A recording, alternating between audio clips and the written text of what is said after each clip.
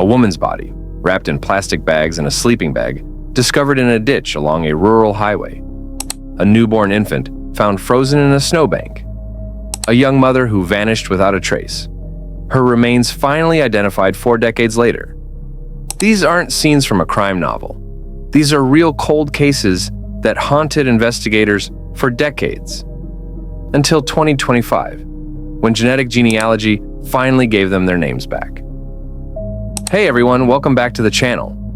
If you're new here, I'm your host, and this channel is dedicated to covering solved cold cases, with a special focus on how modern DNA technology is rewriting the endings to mysteries that once seemed unsolvable. Today's video is special because we're not covering just one case. We're covering 10 different cold cases that were finally solved in 2025 using genetic genealogy. From unidentified remains that puzzled investigators for over 40 years, to murder victims whose killers thought they'd gotten away with it forever, 2025 has been a landmark year for forensic science and justice. Before we dive in, if you appreciate the research that goes into these videos, please hit that like button and subscribe. It really helps the channel grow and allows me to keep covering these important stories. And stick around until the end, because we'll talk about why 2025 specifically has seen such an explosion in solved cases. All right, let's get into it. Case 1. The Halloween killing. Victim identified after 35 years. Our first case takes us back to October 31st, 1989, in Clark County, Washington.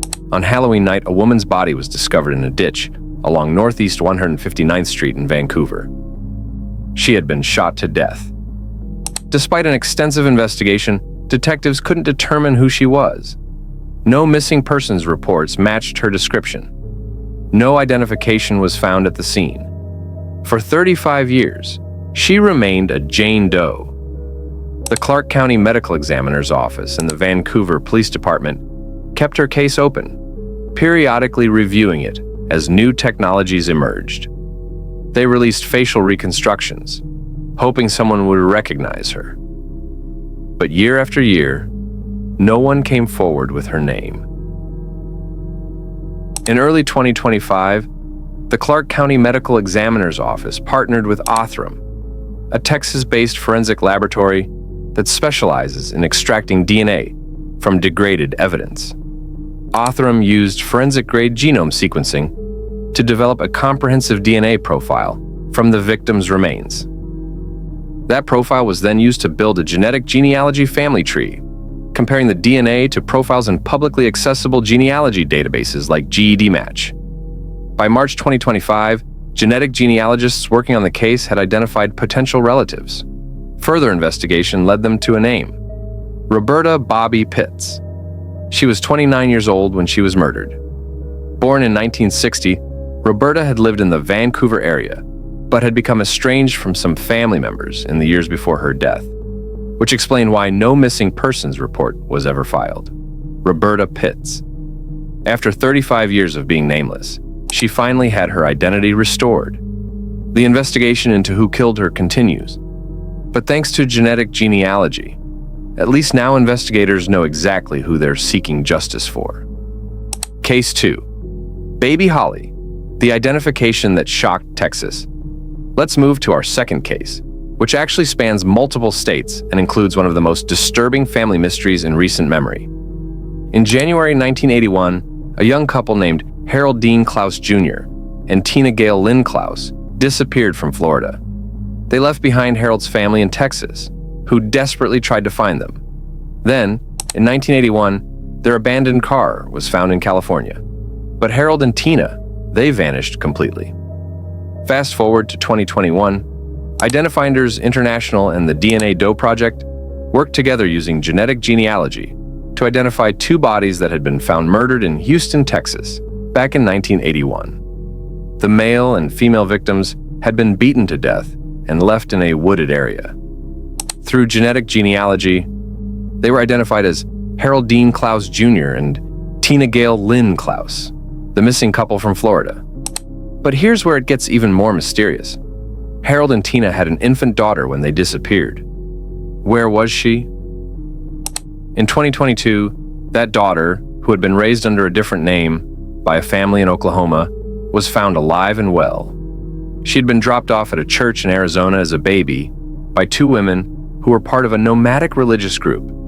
She'd been adopted and had no idea about her biological parents' fate. Her case made national headlines as Baby Holly, and her identification confirmed that Harold and Tina's baby had survived, even though her parents hadn't. But the investigation wasn't over.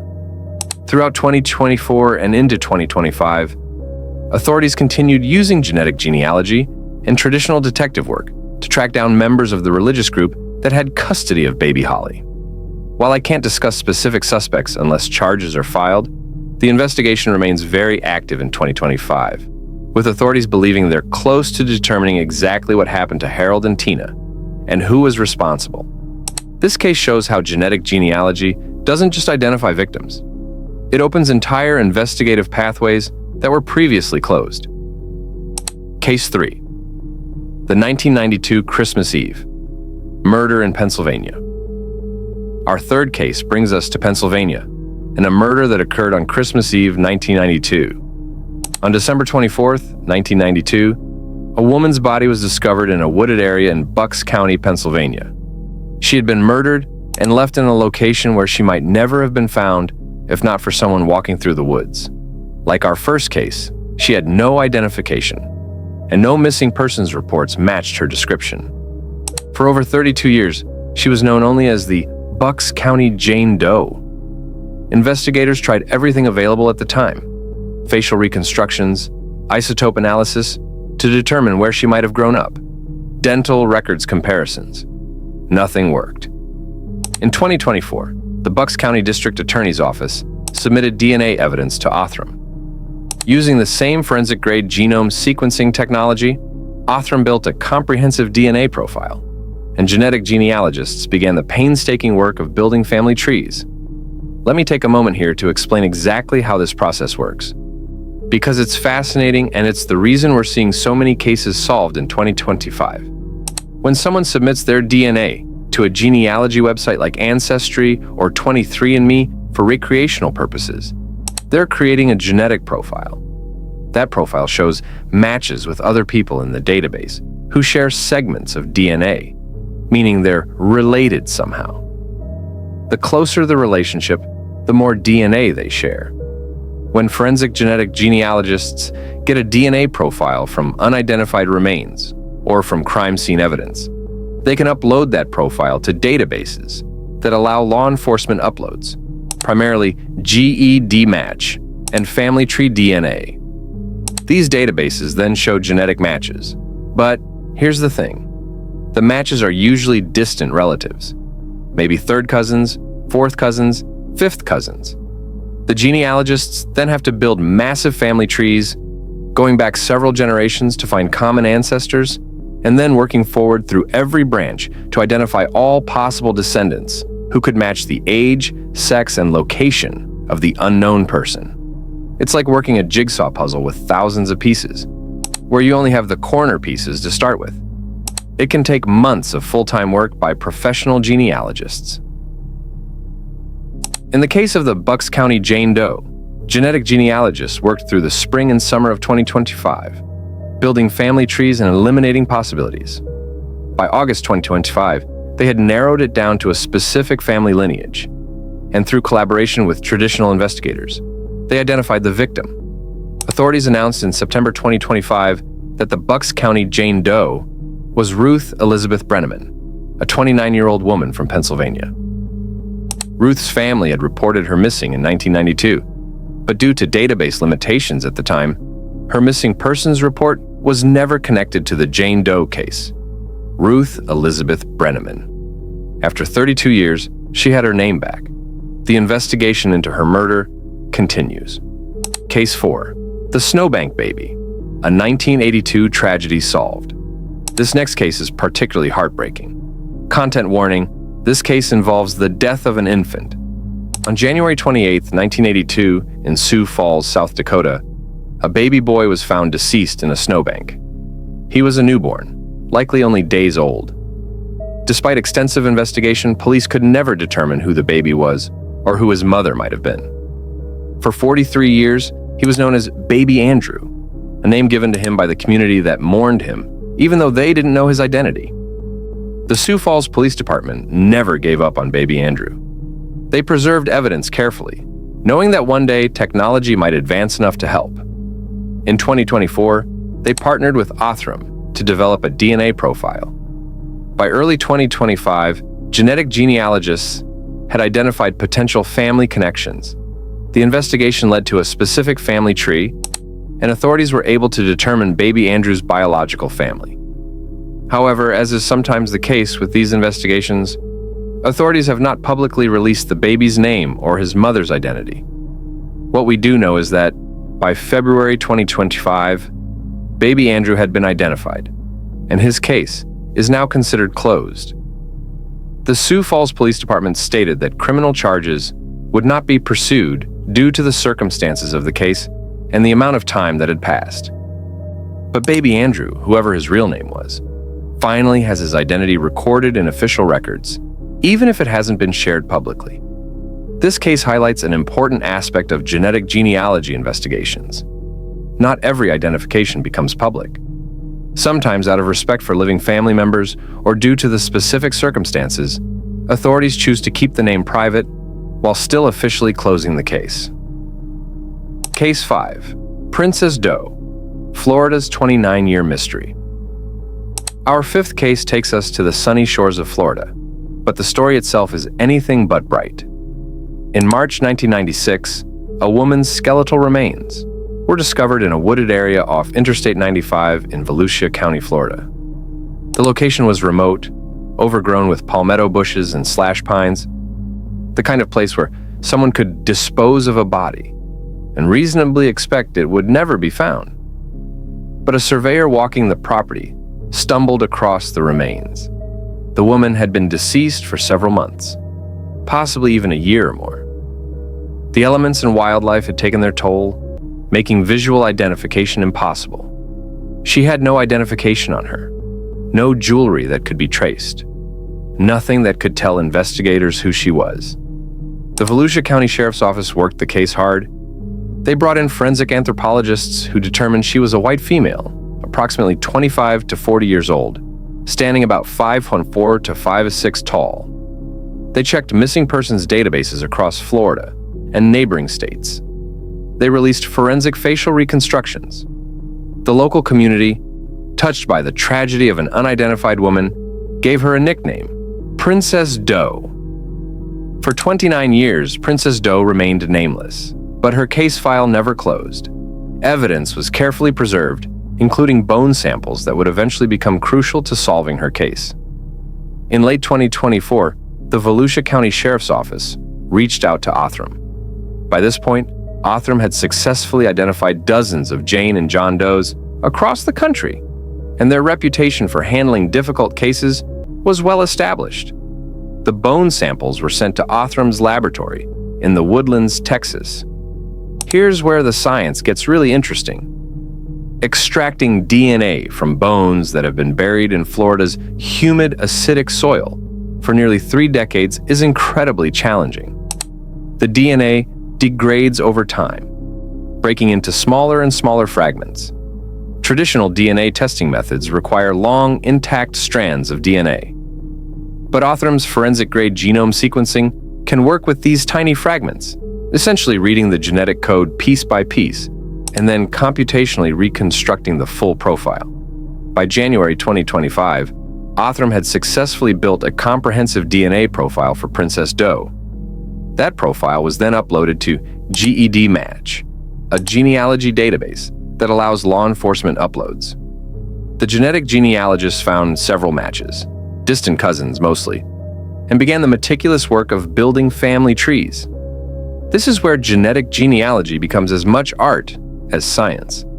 The genealogists had to trace these distant cousins back through multiple generations to find common ancestors, then work forward through every branch of those family trees.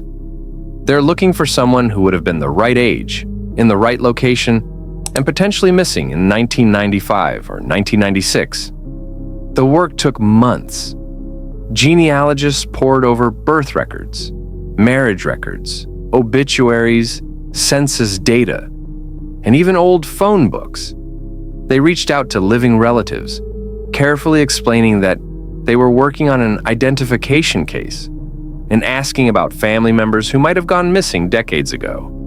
By March 2025, they had narrowed it down to a specific family. Through careful elimination and confirmation testing with living relatives, Princess Doe was identified. However, and this is important, at the request of her surviving family members, Volusia County authorities have not publicly released her real name. What we do know is this: she was a mother.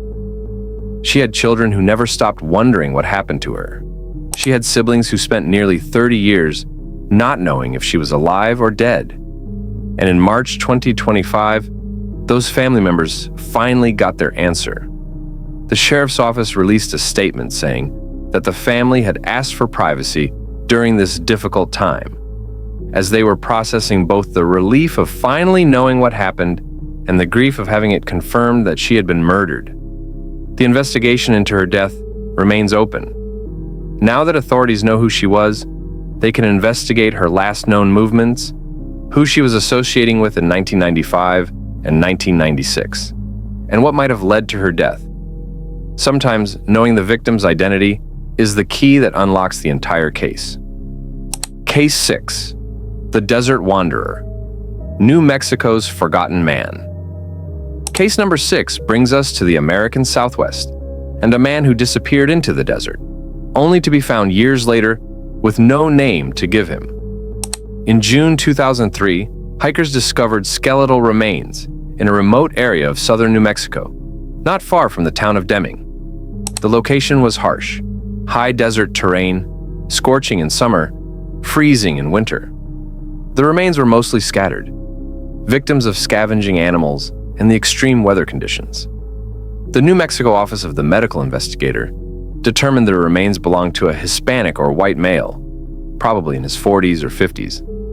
There was no obvious evidence of foul play, but neither was there any identification. The man appeared to have been deceased since at least 1998, possibly longer. For investigators, this presented a massive challenge. How do you identify someone who's been lying in the desert for 5 years or more? Dental records require having some idea of who the person might be. Missing persons databases turned up nothing. The man became known simply as Deming John Doe.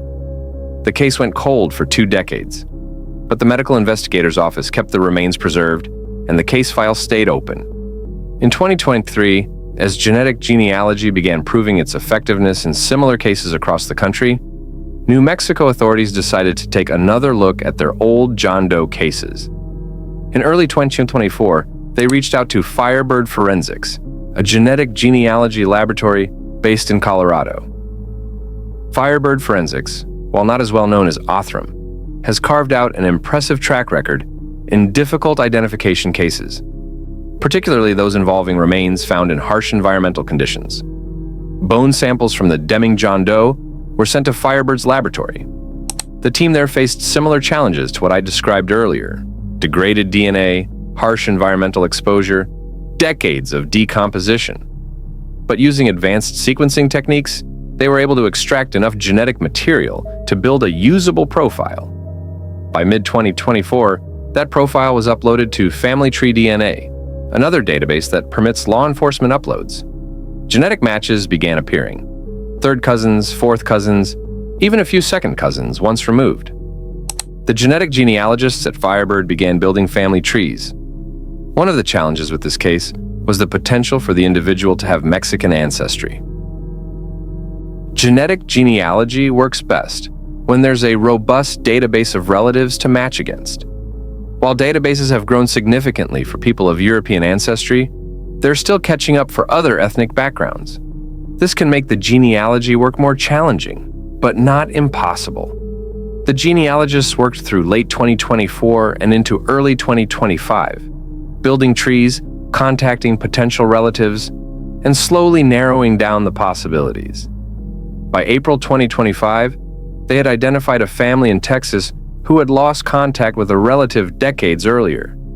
The man had struggled with homelessness and substance abuse, and the family had lost track of him in the late 1990s. They'd assumed he was still alive somewhere, just not in contact.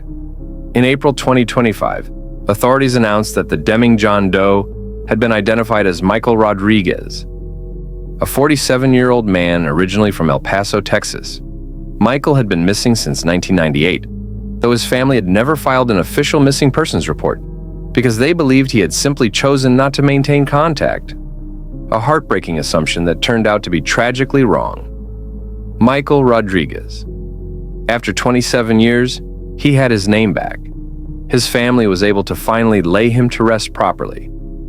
The medical investigator's office determined that Michael likely died of exposure. The New Mexico desert is unforgiving, especially for someone without adequate shelter or supplies. His death was ruled accidental, though the investigation confirmed there were no signs of foul play. This case reminds us that not every unidentified body is a murder victim, but every unidentified person still deserves their name back. Case 7. The River Girl, Oregon's longest Jane Doe.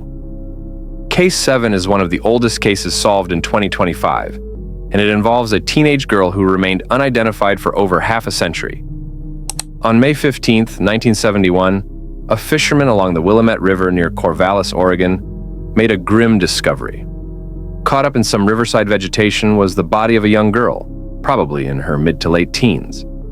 She had been in the water for several days, making visual identification difficult. The Benton County Sheriff's Office launched an immediate investigation. The girl was wearing distinctive clothing, a yellow blouse and bell-bottom jeans, very much in the style of the early 1970s. She had long brown hair and wore a small silver ring, but there was no identification, no wallet, no clues to who she was. Investigators checked missing persons reports across Oregon and neighboring states. They contacted high schools, thinking perhaps she was a runaway. They released descriptions to newspapers and television stations, but no one came forward to identify her. The autopsy determined she had drowned, but couldn't conclusively determine if it was accidental, suicide, or homicide. Without knowing who she was or what her circumstances were, investigators couldn't determine what had happened to her. For 54 years, she remained Jane Doe. She was buried in a Corvallis cemetery with a simple marker that read, "Unknown Girl." Local residents, touched by her story, would occasionally leave flowers at her grave. In 2024, the DNA Doe Project, a nonprofit organization staffed entirely by volunteer genetic genealogists, took on her case. The DNA Doe Project specializes in identifying Jane and John Does, and they've been responsible for hundreds of identifications since their founding in 2017. The organization crowdfunded the money needed for DNA extraction and sequencing, about $5,000, and sent bone samples to Othram. By late 2024, a DNA profile had been developed and uploaded to GEDmatch. The volunteer genealogists faced a significant challenge. 1971 was a long time ago. Many of the potential relatives, who might have been alive when the girl disappeared, were now deceased themselves. Birth records and family trees had to be traced back to the early 1900s in some cases, then brought forward through multiple generations. But the DNA Doe Project team is persistent. They worked through the winter of 2024-2025, building trees, contacting relatives, and eliminating possibilities one by one.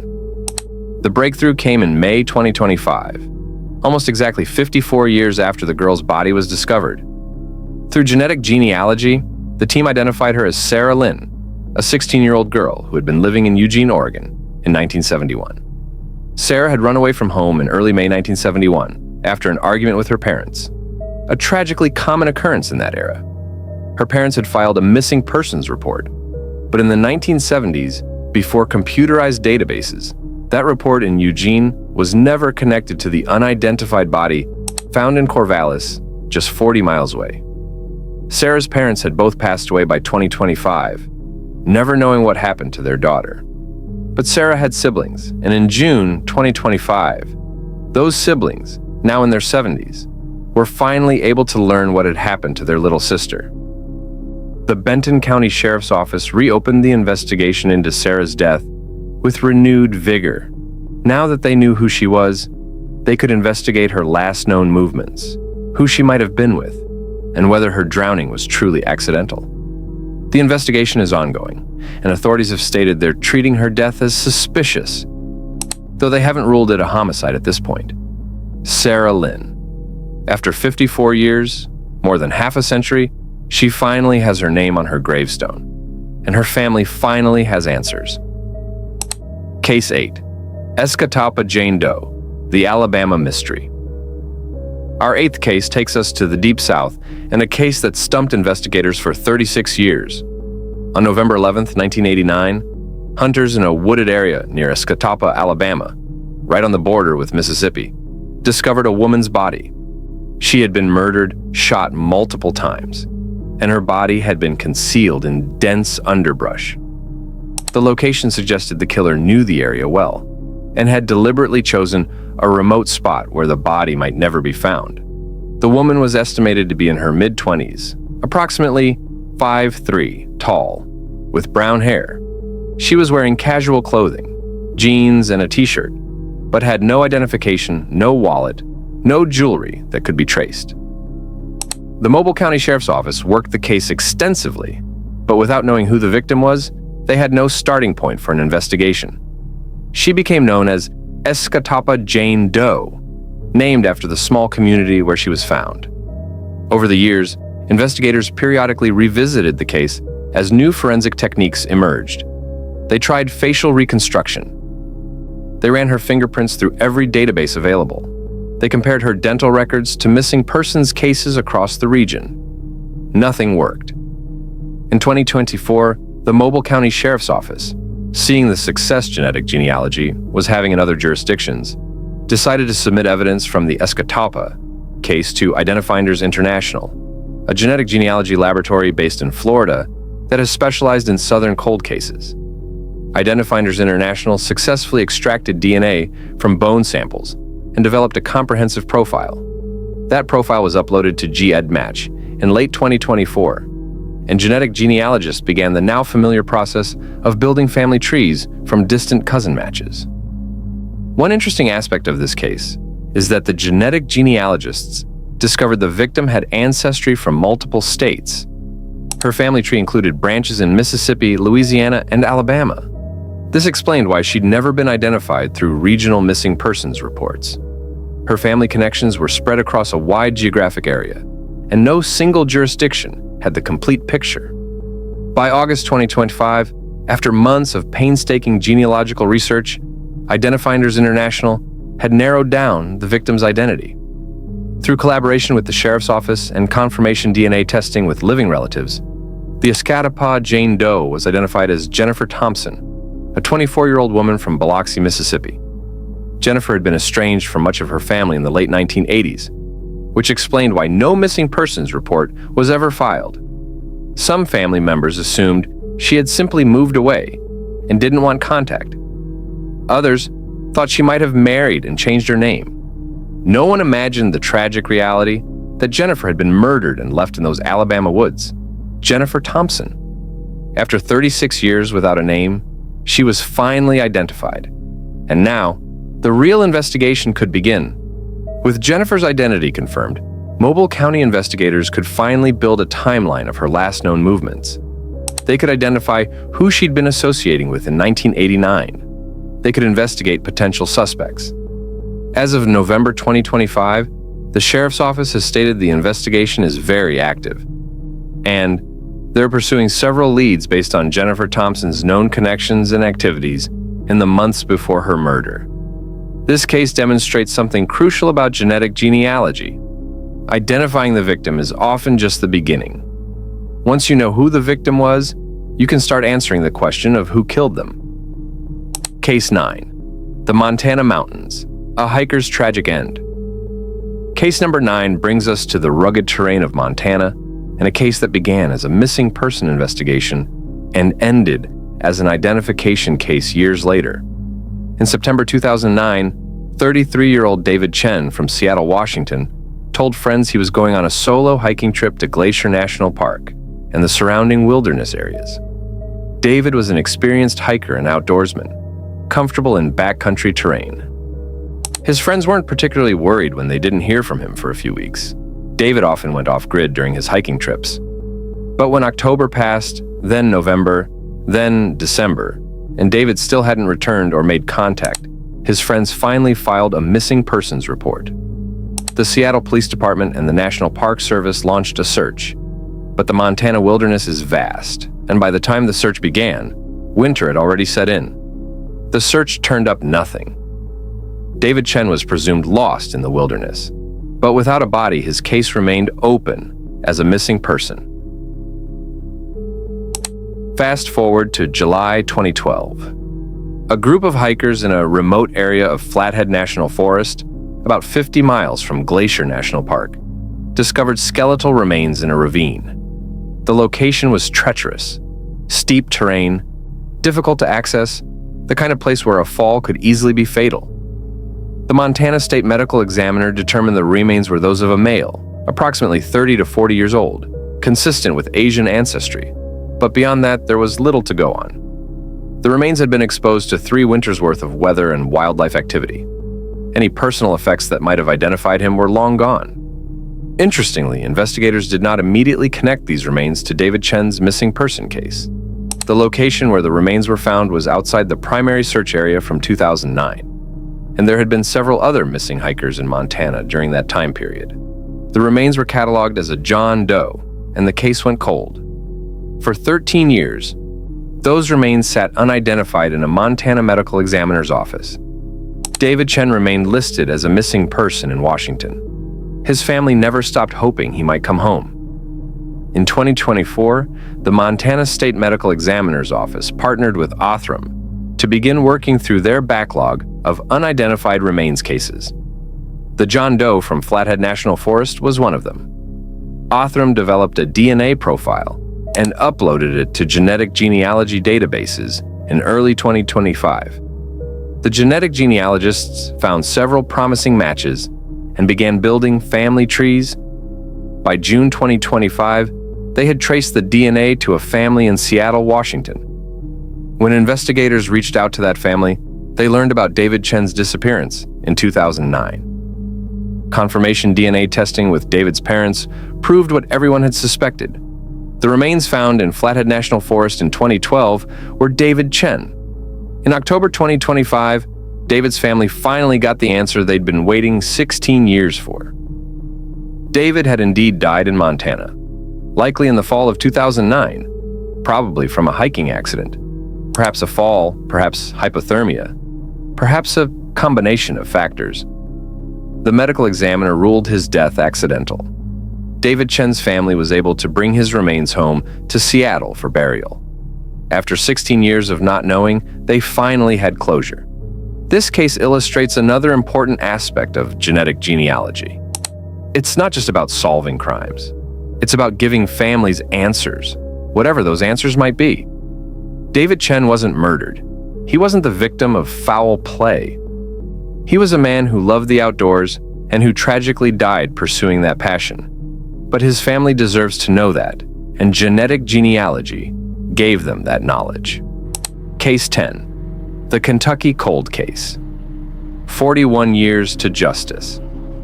Our 10th and final case is one that brings us full circle, back to a murder case where genetic genealogy has not only identified the victim, but has potentially put investigators on the trail of her killer. On March 3, 1984, a woman's body was discovered in a rural area of Laurel County, Kentucky, near Interstate 75.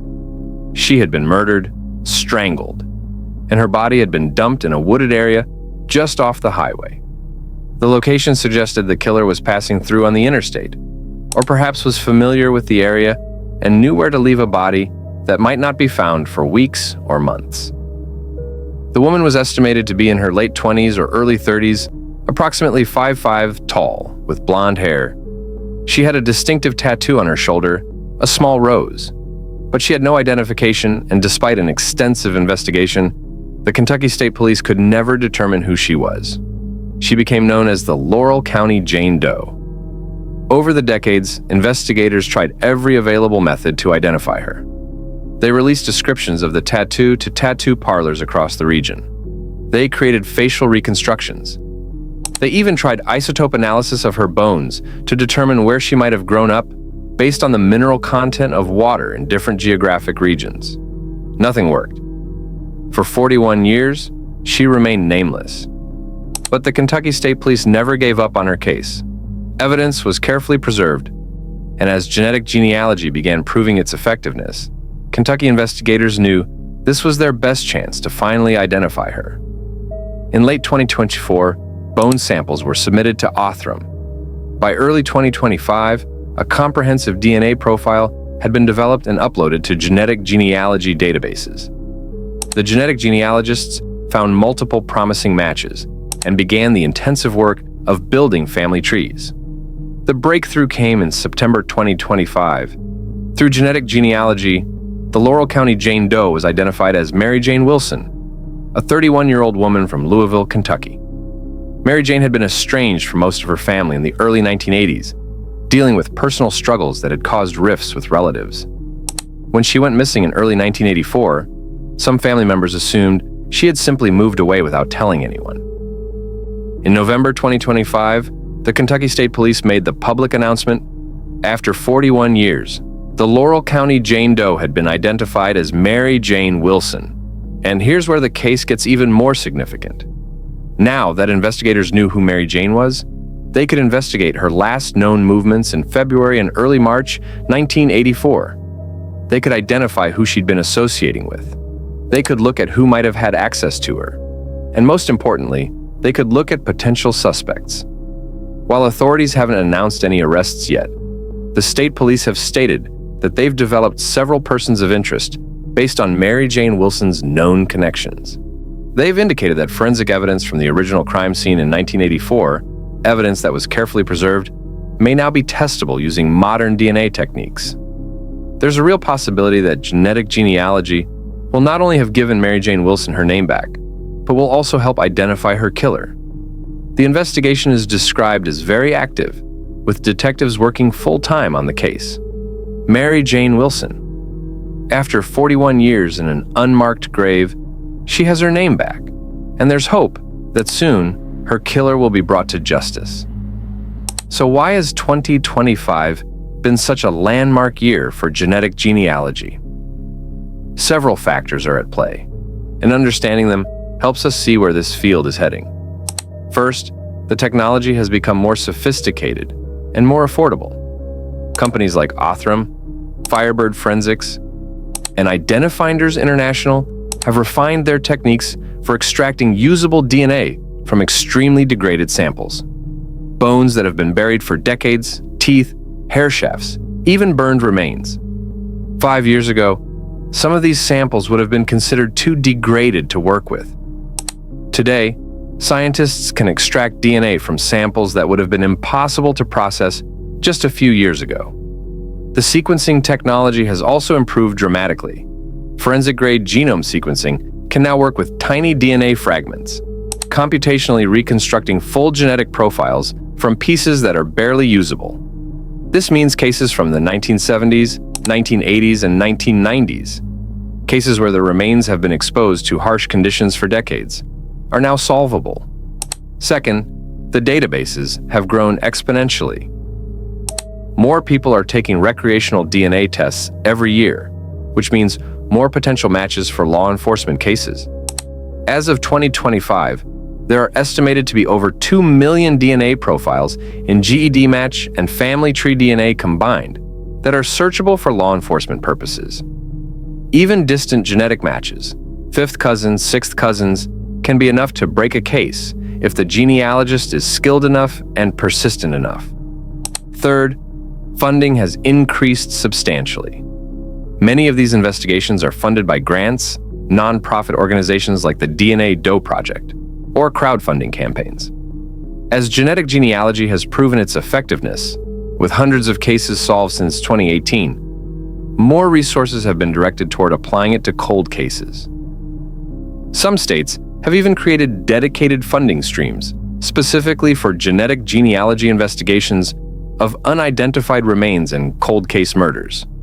Fourth, law enforcement agencies are more aware of and trained in these techniques. 10 years ago, many agencies had never heard of genetic genealogy.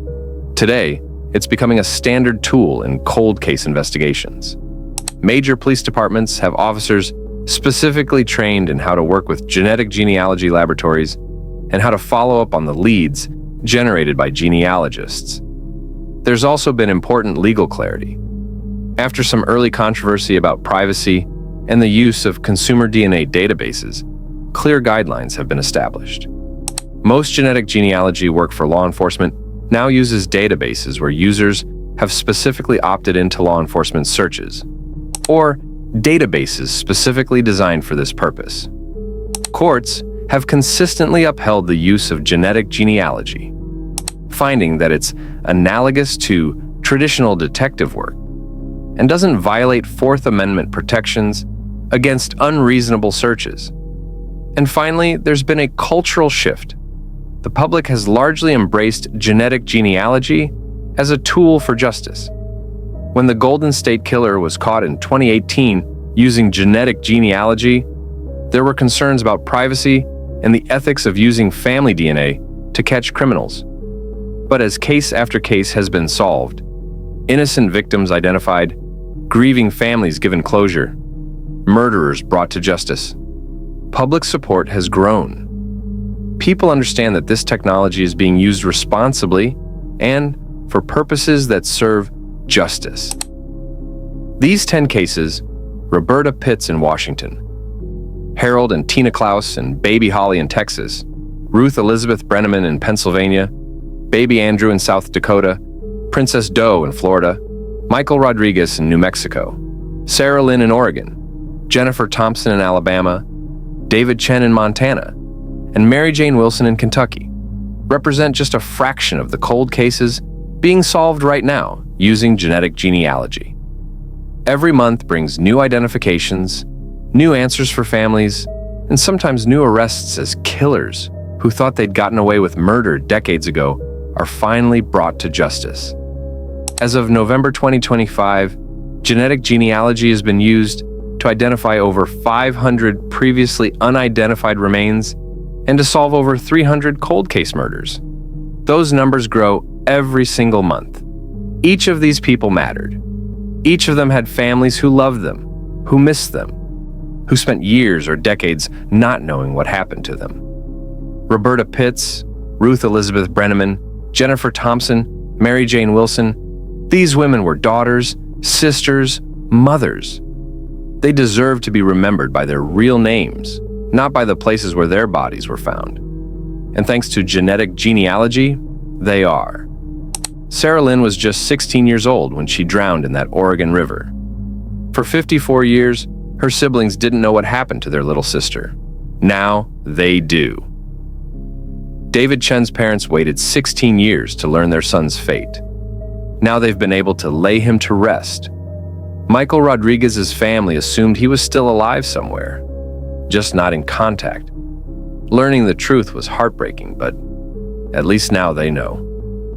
And baby Andrew, the infant found in a South Dakota snowbank, even though his name hasn't been publicly released, he now has his identity recorded in official records.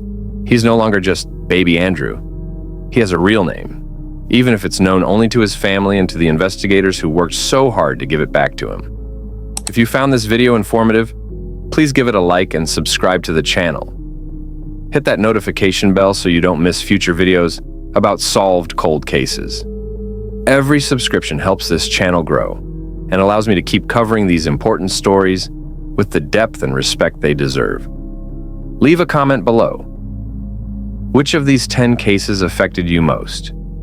Did you know about any of these cases before they were solved? Or is there a specific cold case you'd like me to cover in depth in a future video? I read every comment, and I do take suggestions seriously. Thanks for watching, and remember, every case matters, every name matters, every person matters. No one should die nameless. No one should be forgotten. Until next time.